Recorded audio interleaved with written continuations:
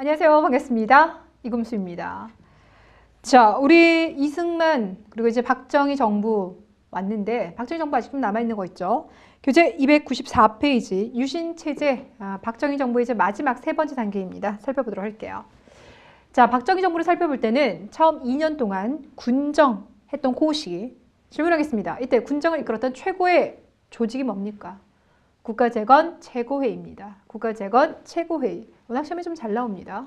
2년간의 기간을 보시고 그러난 다음에 대통령 선거에 나와서 출마해서 당선이 됐죠. 그렇죠? 그 이후 이제 60년대 주로 경제를 중심으로 해서 정책을 이끌어 나갔었던 시기까지 공부를 했어요. 자, 그리고는 이제 마지막에 봤던 이야기는 그래서 71년도 대통령 선거에 나왔는데 또 당선이 됐다. 그러면 벌써 세 번째 당선이 됐죠. 그런데 72년에 갑자기 헌법을 바꾸면서 유신체제로 넘어간답니다. 자, 우리 이제 그 이야기를 할 텐데, 자, 오늘 이야기에서는 1번이지만 지난번 이야기에서는 몇 번까지 했는지 박정희 정부를 그냥 3번에서 전체 했었죠. 그러니까 박정희 정부에서 그냥 계속 이어가도록 할게요. 예.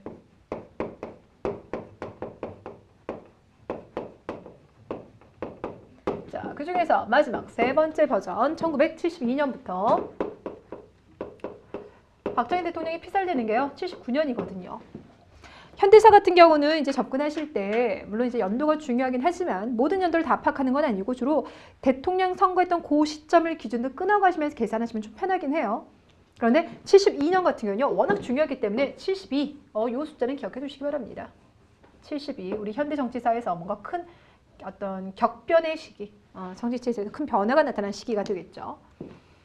결론부터 말씀드리면 이때 박정희 대통령이 나 권력 계속 잡고 싶은데 71년 대통령 당선되고 그쯤의 상황을 보니까 더 권력을 이어나가기 좀 힘들겠다. 그렇다면 이제 아주 혁신적으로 바꿔야 되겠다라고 생각하는 거죠. 그래서 유신 헌법이라는 게 마련되는데 일단 박정희가 그런 선택을 하게 되는 당시 이제 상황을 좀 다시 좀 접근해 봅시다. 박정희 대통령이 가장 내세웠던 두 가지가 바로 뭐라고요? 방공과 경제, 경제와 방공이었죠. 그렇죠?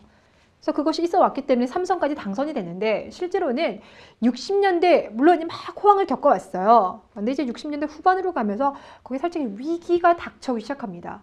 세계 경제가 살짝 휘청거리는 게 있어요.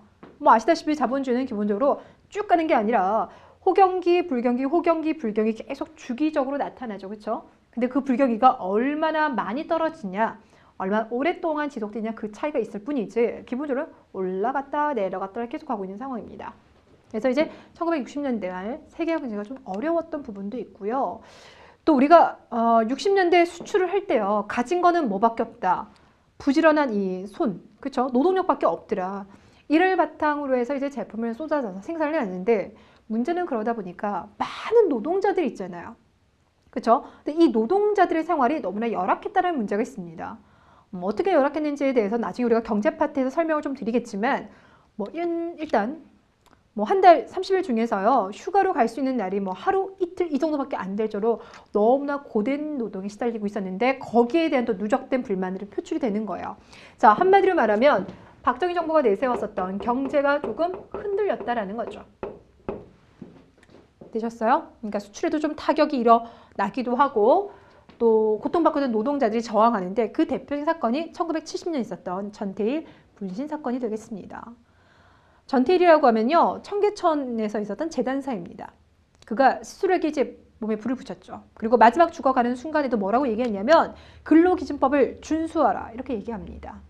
그러니까 나라에서 너무나 성장, 수출 이런 것만 강조하다 보니까 노동자의 생존을 외면했었고 뻔히 국가에서 있었던 이 근로기준법이지만 제대로 지켜지는 게 없어서 한 달에 겨우 한 번 내지 두 번 쉬어가는 이 노동자들의 고달픈 삶에 대해서 그가 죽음으로써 얘기를 했다라는 거예요. 그런 것들이 이제 박정희 정부를 흔드는 중요한 이유가 됐었겠죠. 또 여기에다가 와우 아파트 붕괴 사건이라고 아마 여러분들 심심치 않게 TV에서 좀 나오는 것 같더라고요. 그러니까 너무 졸속적으로 빠르게 경제가 진행되면서 그러한 그 급속한 산업화로 인한 여러 가지 여파들이 나오기도 시작하고요. 또 여러분 교재에 보이시는 대로요. 여러 가지 정경유착을 비롯해서 문제들도 발생을 하게 됩니다. 그래서 전체적으로 경제가 좀 많이 침체되고 있는 그런 상황이었어요. 자, 여기에다가 71년도 총선했죠. 우리도 앞서서 이제 대선 얘기까지 했습니까? 대선을 했는데 대선 끝나고 난 다음에 총선이 일어났는데 이 총선에서요 야당 쪽이요 또 빠르게 성장하고 있는 거예요.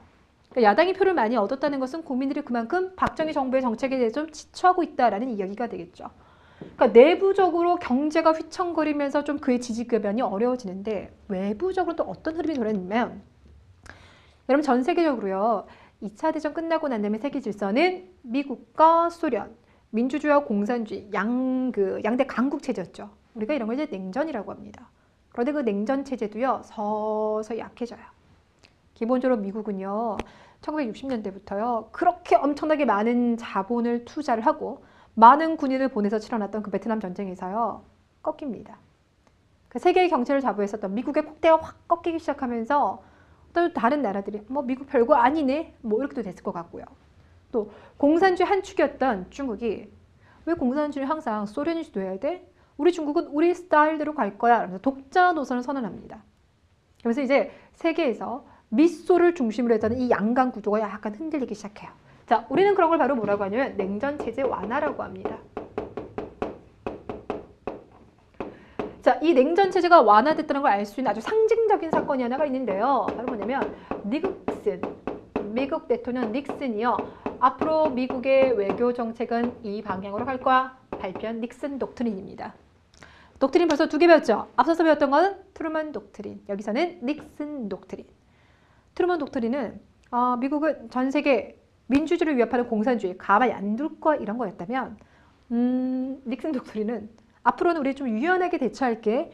공산주의라고 해서 무조건 적대했었던 과거의 방식 아니야. 유연적으로 갈 거야. 이렇게 발표를 하는 겁니다. 그래서 실제로요. 이렇게 발표가 된 다음에요. 미국 대통령이요. 중국에 가서요. 예, 중국 대표와 만나기도 하고 그렇습니다. 되셨습니까? 그러니까 뭔가 이렇게 화해 분위기가 조성이 됐어요. 되셨어요? 자, 이런 화해 분위기는요. 우리에게는 어떤 의미로 다가오냐면 그래? 그렇다면 이제 우리도 북한과 좀 화해를 해야 되지 않을까? 이런 분위기로 이어져 가게 되고 그래서요. 이 남북의 물꼬를 처음 터줬던 건 누가 되냐면 정부 아니에요. 적십자입니다. 적십자에서 이제 서로 만나서 각 대표가 만나서 회담을 벌이기도 하고 그것이 어디로 이루어졌냐면 남한과 이제 북한에서 몰래 특사를 보내가지고요. 서로 통일에 대한 방안을 협의를 하고요. 그것을 이제 발표를 하게 됩니다. 이것이 바로 뭐가 되냐면 7.4 남북 공동성명이에요. 자, 7.4 남북 공동성명은요. 우리가 이 통일 이야기할 때요. 정말 중요해요. 남북한이 그동안에는 막 무력 통일할 거야 막 그런 얘기만 했었는데 이제는 무력 통일이 아니라 평화 통일하자. 여기에 최초로 합의를 한 겁니다. 이게 되셨어요? 자, 그래서 이게 참 좋은 거긴 하죠. 좋은 거긴 하지만 박정희가 내세웠던 건 방공과 경제인데 경제는 휘청거리고 방공 뭔가 여기 타격을 입죠. 결국 그래서 박정희가 내세운 거 있습니다. 그럼요. 우리도 통일해야죠. but 우리는 다른 나라와 상황이 좀 다릅니다. 자, 그러니 한국식 민주주의를 시행해야지만 이런 통일을 앞당길 수 있을 것입니다. 이렇게 얘기를 해요. 되셨어요? 한국식 민주주의, 그것이 바로 뭐냐? 입법, 행정, 사법 중에서 입법부의 권한을 몰아준 거, 대통령 중심으로 가는 거, 이건 거예요. 그러니까 방향이 좀 이상하게 흘러가죠. 그렇죠? 그래서 한국식 민주주의를 표방하면서 또 나오는 게 비상계엄선포 딱 합니다. 국회 기능 정지시켜버립니다. 그리고는 개헌을 통해서 유신헌법이라는 걸 만들어요. 이해되시겠습니까? 자, 교재 294페이지. 자, 거기 유신체제 성립 1번 배경 냉전 완화 보이죠? 경기 침체 각종 사건이 발생하더라 정책 위기 보시면 되겠고요. 그런데 오른쪽 가보니까 넥슨 독트린 미국은 앞으로 베트남 전쟁과 같은 군사적 개입을 피한다. 미국은 태평양 국가로서 중요한 역할을 계속하겠지만 직접적 군사적인 또는 정치적인 과잉 개입은 하지 않겠다. 유연하게 대처하겠다 나와 있습니다. 이해가시겠어요? 오케이. 자, 그렇다면 도대체 우리 아까부터 계속 얘기하고 있었던 강력한 대통령 중심 체제, 이것이 무엇인지 유신 체제에 대해서 좀 알아볼 텐데요. 결국 이제 이 유신 체제는요, 그 유신 헌법의 토대로 둬서 통치를 했기 때문에 이 유신 헌법의 내용을 보시면 돼요. 우리 지금까지 헌법 모두 몇 번 바꿨냐면요, 6번 바꿨어요. 이게 7번째입니다. 그래서 우리 1차 개헌 같은 경우는 8차 개헌, 2차 개헌 같은 경우는 4, 4, 5, 6 개헌이라고 해서 그 이제 본래 몇 차 말고 다른 이름을 불러줬잖아요. 요거 같은 경우는 7차 개헌도요, 유신헌법 이렇게 불러줘요. 자, 유신헌법의 핵심, 입법, 행정, 사법 중에서 누구에게 권력을 몰아준다? 행정부에게 권력을 몰아준다. 이것이 바로 유신헌법이 담고 있는 내용이에요. 그래서 정부가 입법부, 국회 해산시키기도 했었고요. 국회의원의 3분의 1을 대통령이 직접 지명할 수도 있게 해줍니다. 예, 국회의원을 지명할 수도 있게 한다. 뿐만 아니라 대법원장을 임명하는 것은 물론이거니와 법관들을 임명하는 권한도 대통령이 주는 거야. 강력한 대통령 중심 체제인 거 보이십니까? 더 나아가겠습니다. 이때 대통령에게 어마어마한 권한을 주는데요. 이게 바로 긴급조치권이에요. 긴급조치권. 이 긴급조치권이 이때 처음 등장하고요. 이때가 처음이자 끝이에요. 우리 역사에서 긴급조치권 튀어나오면 박정희 유신체제 이렇게 생각하시면 되겠습니다. 자, 긴급조치가요. 모두 9번에 걸쳐서 나오는데요. 말 그대로 이건요. 대통령이 봤을 때 이건 긴급 상황이야. 그렇다면 삐 하면서 헌법 모든 질서를 정지시키는 거예요. 여러분 헌법 안에는요. 참 많은 내용이 들어가 있어요. 대한민국 헌법이 모두 10개의 파트로 구성되는 거 혹시 아십니까? 그중에 가장 처음에 보면 이제 총강이라고 해서 머릿말 같은 게 있고요.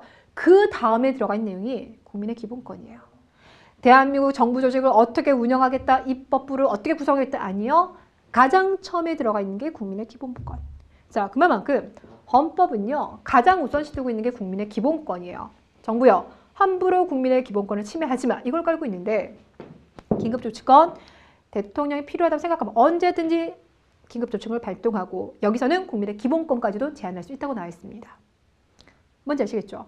그러니까 어마어마한 권한이에요. 더 쉽게 말하겠습니다. 대통령이 봤을 때 쟤 지금 나 막 비방하니? 근거 없이 비방해? 안 되겠는데? 그러면 영장 없이 체포도 가능하게만 만들어주는 거예요. 실제로 그러했었습니다. 이해되시겠습니까? 자, 그래서 긴급 조치권이라고 들어가고 그다음 대통령 오래 하고 싶죠. 자, 그래서 대통령 선출하는 방법도요. 간선제로 바꿔냈어요. 그 전까지는 직선제였는데 여기서 간선제로 나갔거든요. 자, 그렇다면 어디에서 대통령을 선출을 했느냐? 통일주체국민회의. 통일주체국민회의. 통일주체국민회의에서요. 대통령 선출하는 거예요. 어떻게 선출하냐면 이 당시 통일주체국민회의 그 소속 멤버가 한 2,500명? 예, 그 정도 됩니다. 2,500명 정도가요. 공원, 그 장충 공원 옆에 가면 체육관이잖아요. 무한도전에서 그 프로레슬링 했었고 막 그런데 예, 거기 모여가지고요. 자기들끼리 이제 대통령 뽑는 겁니다. 되셨어요? 자, 이렇게 해서 뽑힌 대통령은 한 번에 몇 년을 이제 재임을 하게 되면 6년인데 중요한 건 그 이후 제한이 없어요. 무한대. 되셨습니까? 이렇게 해서 만들어진 것이 유신헌법, 이 체제 자체를 유신체제라고 불러줘요. 뭔지 아시겠죠? 그쵸? 이게 바로 이제 박정희 독재입니다. 우리가 박정희 독재라고 얘기했을 때 특히나 이 시기를 이제 집중적으로 말하는 거예요. 되나요? 그래서 시험 문제에서 나와서도요, 항상 이런 부분이에요. 이 당시 유신체제에서 어떻게 행정부의 권한을 강화시켜 줬는지, 그리고 이것이 출생하게 된, 그러니까 등장하게 된 당시 상황은 무엇인지 이걸 물어봅니다. 자, 그렇다면 이제 우리가 결국 이제 세 번째 해야 되는 이야기는 그렇다면 이러한 유신체제가 어떻게 무너졌을까요? 결국 이제 붕괴 과정이 되겠죠. 곳곳에서 저항해요. 이 당시 의 대표적인 인물이라고 하면 야당 쪽에서는 김대중 납치 사건이라고 들어보신 적 있을 겁니다. 예, 이때가 되겠고요. 장준하라고 해서요. 독립군 활동도 했었던 되게 유명한 제야 인사입니다. 이분이 어느 날 등산을 간다고 했는데 거기서 실족사 당해서 사망하는 사건도 막 벌어지기도 하고요. 또 3.1 민주 구국선언이라는 게 나오는데요. 3.1 민주 구국선언. 구국, 나라를 구하겠다. 그러니까 나라를 구하는 마음으로 이제 선언서를 낭독하는데 여기에는 이제 신부님이라든지 목사님이라든지 제야 인사들이 들어갑니다. 자, 그러면 여러분들은 3.1 구국선언이 어떤 내용인지 읽어보도록 할게요. 자, 294페이지 보조단 오른쪽을 보시면 자, 이 나라는 1인 독재 아래 인권은 유린되고 자유는 박탈당하고 있다. 우리는 이 나라의 먼 앞날을 내다보면서 민주구국선언을 선포한다. 1. 이 나라는 민주주의 기반 위에 서야 된다. 2. 경제 입국 구상과 자세가 근본적으로 검토돼야 된다. 3. 민족 통일은 오늘 이 결의가 짊어진 최대의 과업이다. 이런 얘기하고 있죠. 그러니까 경제 이야기 나오죠. 통일은 결국 이제 반공과도 어느 정도 연결되어 있죠. 그래서 이런 거 나왔을 때는 여러분 딱 보시면 아, 기본은 대한민국 역사겠구나. 그럼 대한민국 역사 안에서도 누구를 지명하는 것일까? 결국 셋 중에 하나예요. 이승만, 박정희, 조금 더 배우고 있어요. 전두환입니다. 어느 정권일까? 아, 경제 입국 구상과 자세가 근본적으로 검토돼야 된다.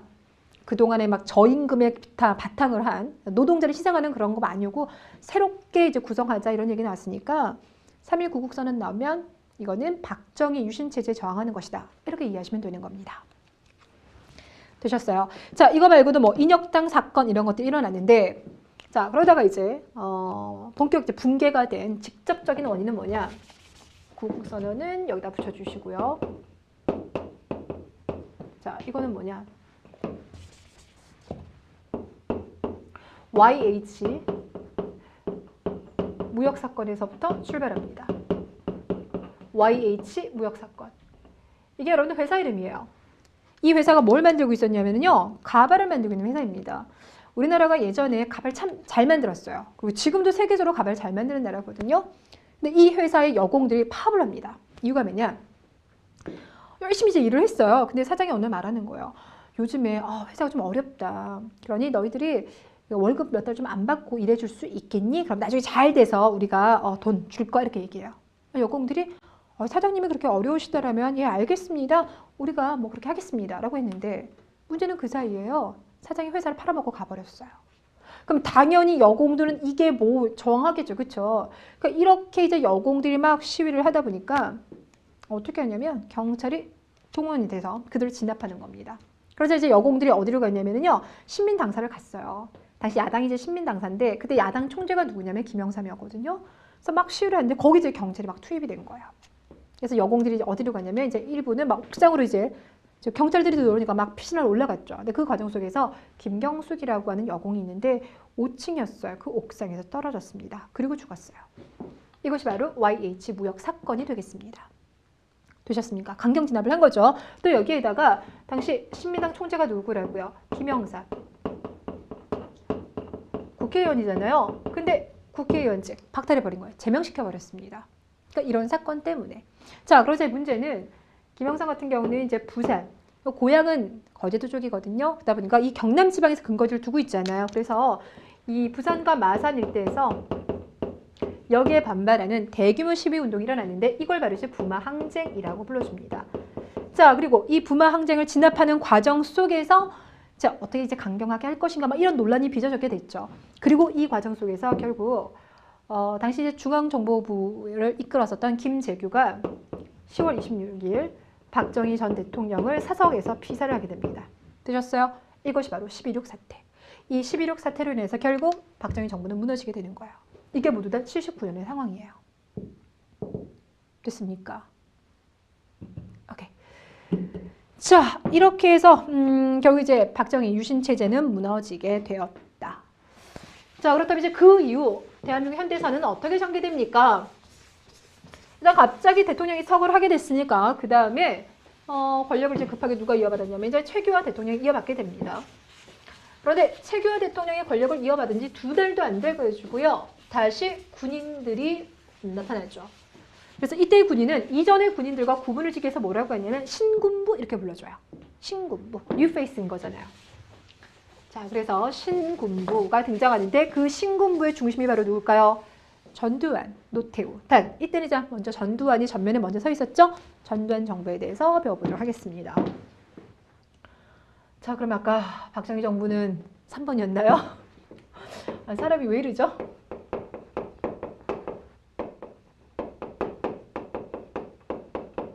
정부 들어갑니다. 일단 지금 벌어졌던 사건 자체가 언제냐면 1979년.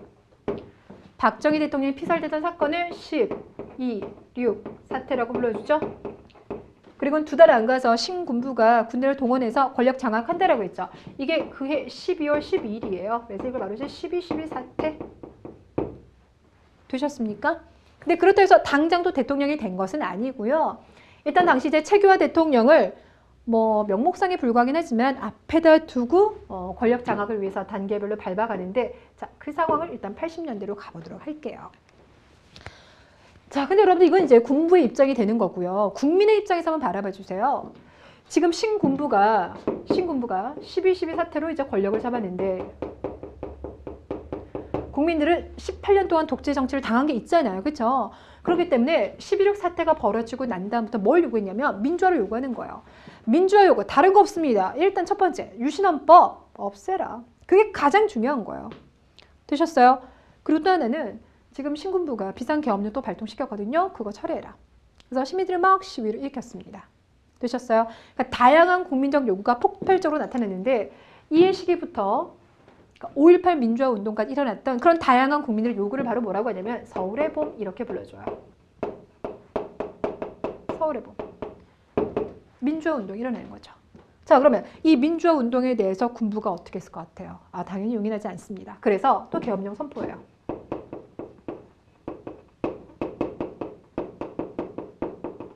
근데 계엄령을 선포한다고 해서 국민들 가만히 있지 않겠죠. 저항하는데 특히나 어느 지역에서? 광주 지역에서. 이 광주 시민들이 계엄령 철회하라 라고 요구를 하는데 여기를 탄압을 하는 거예요. 그래서 계엄군을 보내서 광주 시민들을 폭도로 몹니다. 그래서 그들을 제압했는데 우리는 이 사건을 바로 뭐라고 불러주냐면 5월 18일 날 있었다. 그래서 5.18 민주화 운동 이렇게 불러주죠. 되셨나요? 결과부터 말씀드릴게요. 뭐 결과는 이미 나온 거지만 계엄군을 보내서 계엄령 해제를 요구하는 자유화를 요구하는 광주 시민들을 결국 그들이 제압을 한 거잖아요. 그렇죠? 결국 그래서 그들은 이제 권력을 잡았으나 하지만 이런 5.18 민주화 운동이 있었기 때문에 이후 여러분 전두환 정부는요 그렇게 장기 독재로 가지 못해요. 그러니까 전두환 정부 같은 경우는 언제 이제 막을 내리게 되냐면 87년입니다. 87년 당시 헌법이 한번 바뀌어져 가지고요 대통령 임기를 7년이라고 했거든요. 7년 해가지고 7년까지만 오는 거예요. 더 이상 장기 독재로 갈 수 없는 분위기인 거죠. 왜? 국민들이 이렇게 감시하고 있잖아요. 목숨을 내걸고더라도 이렇게 우리는 독재를 더 이상 방조하지 않겠다, 좌시하지 않겠다라는 것이 앞서 박정희 정부에서도 보여줬지만 이때도 아주 강력하게 보이는 겁니다. 그렇기 때문에 더 이상 장기 독재는 할 수 없었더라. 그래서 우리가 이후 펼쳐지는 또 80년대 다양한 민주화 운동에 있어서 이 5.18 민주화 운동이 기반이 되었다라고 얘기를 합니다.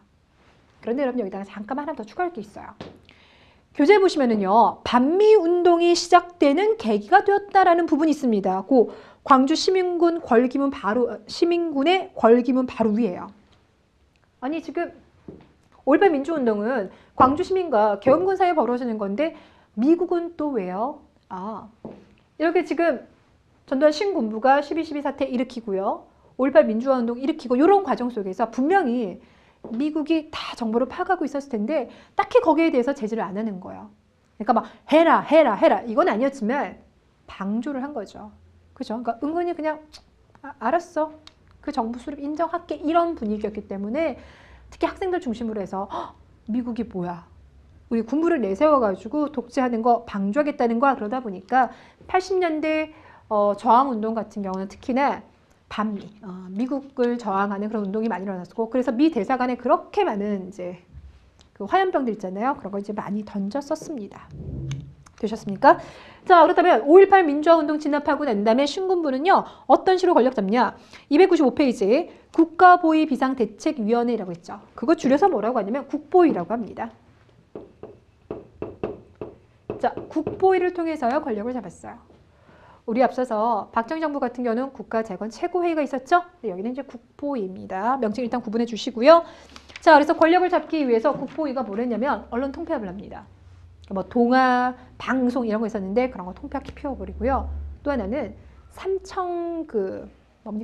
갑자기 생각이 나네. 삼청교육대.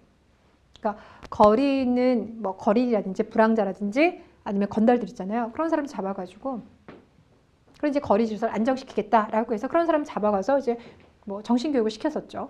그 사람들 입장에서는 정신교육을 시킨 거고 당하는 사람 입장에서 본다면 이건 인권유린인 거죠. 그렇죠? 그러니까 삼청교육대를 통해서 뭐라고 합니까? 그러니까 체제에 반대하는 사람들 이런 식으로 해서 견제를 날리고 탄압을 했었던 방법이기도 하죠. 자, 그리고 난 다음에 이제 통일주체 국민회의가 아직 남아있잖아요. 거기서 뭐냐면 대통령이 당선이 됐어요. 자, 어디에서 당선됐다고요? 통일, 주체, 국민, 회의에서 당선이 됐지만 당선되고 난 다음에 헌법을 바꿨습니다. 이때가 몇 번째 이제 헌법이냐면 8번째예요. 그래서 8차 개헌의 핵심은요. 아까도 말씀드렸지만 대통령 앞으로 몇 년? 7년. 7년 단임제로 해두고 난 다음에 대통령을 통일주재 국민회의가 아니라 대통령 선거인단 거기서 뽑는 걸로 바꾸게 돼요. 그리고 난 다음에요. 다음에 선거를 한 번 더 하게 돼요. 그러니까 이제 이게 80년인 거고 선거를 다시 한 번 더 했던 게 81년이 됐는데 그 81년에서 대통령 선거인단을 통해서 대통령이 당선이 됩니다. 되셨어요? 그래서 81년부터 87년까지 7년 동안 되는 거예요. 자, 여기 같은 경우는 사건은 하나에다 막 갖다 붙이는 게 아니라 지금 80년에 벌어지고 있는 사건들이 쭉 연달아 일어나고 있죠. 쭉 연달아. 하나 조심하실 거는 대통령 당선되고 1년 뒤에 헌법 개정에서 다시 한번 나왔구나. 그거만 여러분 조심하시면 되겠습니다. 자, 전두환 정부. 자, 그래서 이제 7년 동안 권력 잡았어요. 근데 이때는요. 자신들의 7년 권력을 잡기 위해서 강약, 강온 정책을 다 갑니다. 강이라고 하는 건 강경책인 거죠. 아까 보셨던 것처럼 삼청교육대를 이제 운영한다는 거. 반면에 이제 온건책이라고 하면 이제 풀어주는 거예요. 그게 4가지가 있는데요. 첫 번째, 교복, 두발 자유화. 네. 그러니까 우리는 군부 정권이긴 하지만 너무나 억압하는 거 아니야. 교복 자유화. 그다음 야간 통행 금지가 있었거든요. 밤만 되면 삐 했던 거. 예, 야간 통행 금지를 풀어줍니다. 그리고 여기에다가요. 해외여행 자유화 시켜주고요. 또 하나 들어갈 게 프로스포츠. 대표적인 이제 프로야구인 거죠. 예전에 그 로마에서요. 콜로세움 안에다가 검투사들 막 경기했었잖아요. 그죠? 그거 왜 했냐면 그렇게 막 검투사들 경기할 때 사람들을 불러들이고 그 과정 속에 막 빵 나눠줘요. 그럼 로마 사람들이 막 살아가기 힘들다가 그거 보면 막 으쌰으쌰한 거죠. 그래서 여러분 지금도요. 정치인들은 스포츠를 참 좋아해요. 올림픽이 열리면요. 월드컵이 열리면요. 정치는 되게 관심 가져요. 왜요? 우리가 막 이기게 되잖아요. 그럼 국민들이 되게 기분 좋아가지고요. 정치 웬만한 거 알았어 다 넘어가거든요. 그래서 이때 프로스포츠가 도입된 것도 대표적인 온건책, 회유책이 되겠습니다. 그건 여러분께서 보시면 되겠고 전두환 정부에서요. 3조 호황 경제성장 이야기가 나는데 그거는 우리가 나중에 경제 파트 다음 시간에 보겠지만 간단하게 말씀드리면 1960년대 경제가요. 매년 10% 성장했다고 했죠. 이때도 경제가 10% 성장하는 급속한 경제 성장을 하게 돼요. 항상 말하지만 경제가 안정되면 사람들은 어느 정도 체질을 용인하는 게 있습니다. 그래서 이 당시 때도 우리나라 경제가 급성장하게 되었고 그래서 7년은 보장을 받아요. 단 87년 상황은 달라져요. 사람들이 지금 이제 배가 어느 정도 부르긴 하지만 이런 식으로 또 어물쩡 권력 넘어가는 건 너무나 싫다는 거죠. 왜냐하면 당시 같은 경우는 대통령 선거인단에서 대통령을 뽑았기 때문에 국민들이 직접 뽑는 상황이 아닌 거예요. 지금 이때도 그렇고 새로 뽑힌 것도 그렇고 죄다 뭡니까? 간선제 방법인 거예요. 그렇죠? 그래서 이 방법이 너무 싫어요. 그래서 우리 손으로 직접 뽑고 싶다라는 국민적 그러니까 열망 요구가 이어져요. 그래서 학생들이 막 시위를 하는데 그때 이제 학생들이 시위하다 잡혀가는 사람들이 있었겠죠. 그러다 이제 어떤 학생이 죽었어요. 누구냐면 박종철이라고 하는 학생입니다. 근데 이 학생이 오늘 이제 죽은 거예요. 조사를 받던 과정 속에서 죽었는데 정부에서요. 경찰에서 뭐라고 발표를 하냐면 아니 그냥 우리가 조사를 하려고 책상을 그냥 탁 하고 쳤는데 갑자기 애가 억 하고 죽었네 이렇게 얘기하는 거야. 탁 억이라고 하는 그 유명한 이야기가 있습니다. 그래서 그렇게 이제 무마를 하려고 했는데 당시 이제 남산에요. 그러니까 안기부 있잖아요. 거기 이제 그 조사실 같은 게 있는데 거기 갑자기 이제 이 학생이 막 물고문 받고 이러다가 이제 막 사망할 것 같으니까 그 옆에요. 중앙대학교 병원이 되게 가까이 있어요. 그래서 거기서 이제 그 당직을 쓰고 있었던 아마 레지던트일 겁니다. 의사를 막 불렀어요. 막 그래서 빨리 와라, 빨리 와봐라. 왜냐면 고문받고 있었던 학생이 죽게 되면은 경찰도 이쪽에서도 긴장하잖아요. 그렇죠? 국민들의 반발이 엄청날 것 같으니까 빨리 와서 어떻게 해봐라 그랬는데 이미 몸이 이제 싸늘하게 식어 있었던 거예요.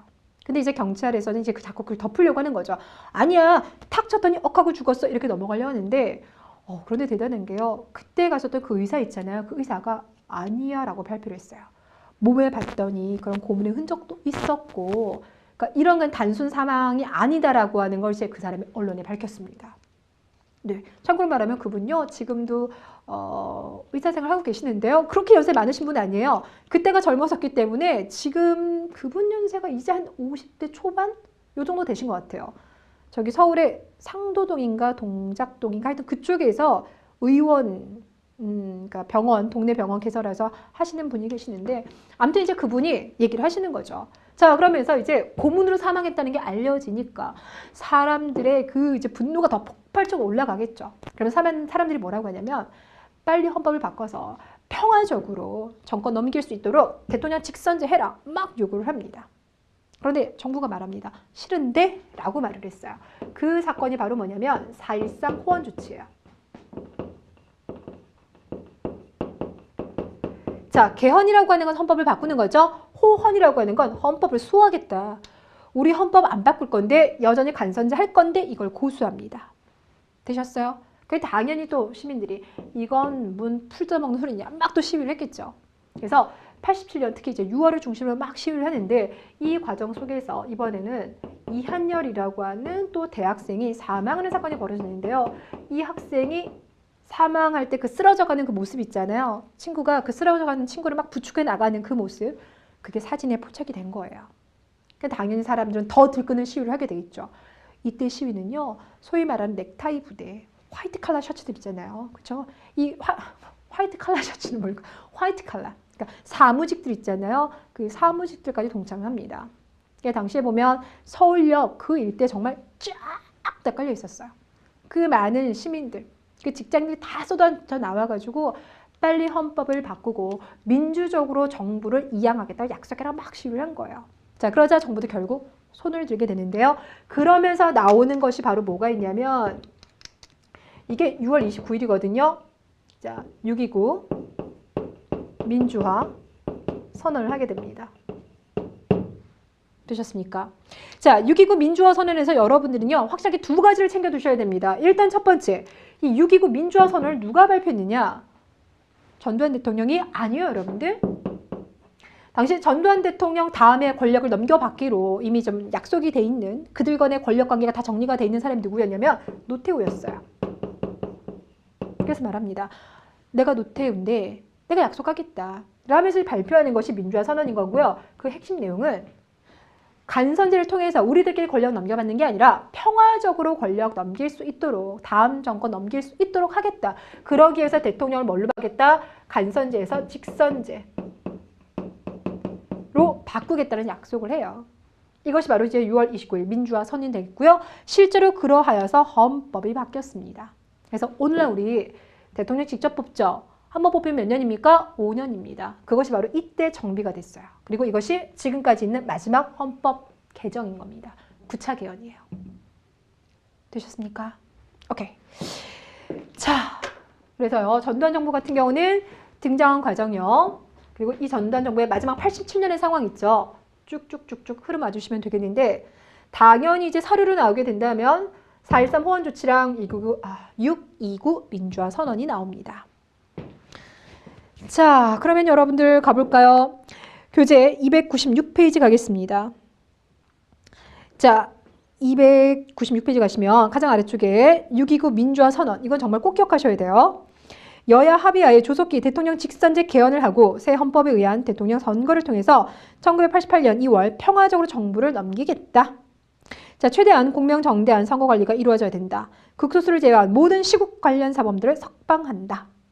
라고 누가 했다고요? 노태우. 그러니까 당시 대통령 후보가 합니다. 그리고 여러분 이거 기억해요. 그래서요. 이 87년 겨울에요. 대통령 선거가 있었는데 지금 여러분들 되게 오랜만에 지금 대통령 선거 직선제로 부활을 한 거잖아요. 그렇죠? 마지막으로 직선제했던 게요. 71년이었었어요.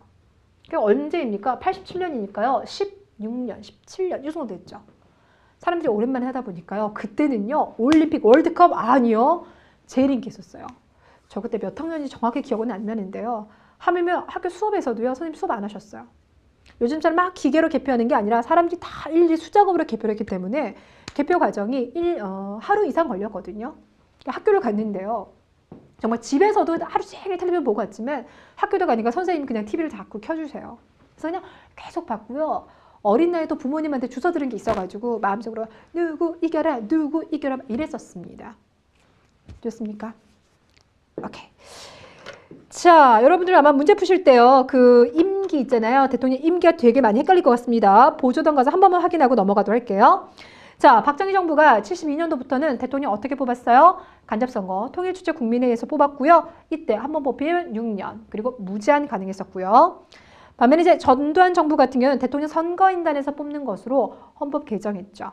그래서 이때는 한 번 뽑히면 7년, 그래서 단임제로만 바꿨고, 그러다가 6.29 민주화 선언을 통해서 5년 단임제로 바꿨습니다.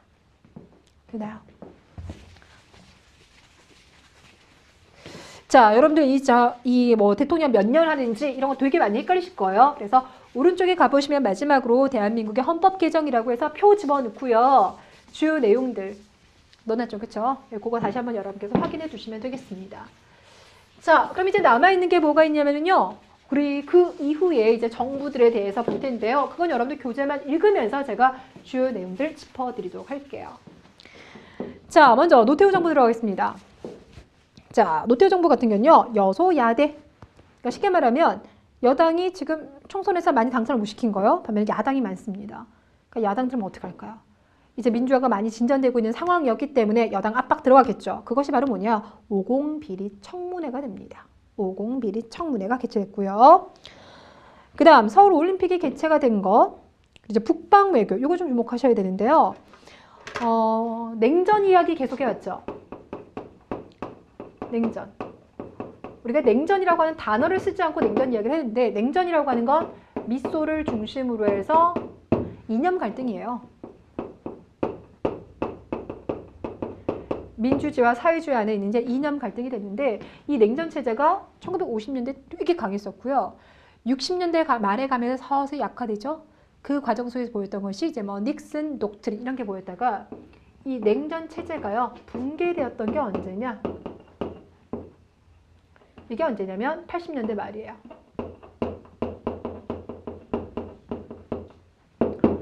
냉전 체제의 양대 축이었던 소련이요.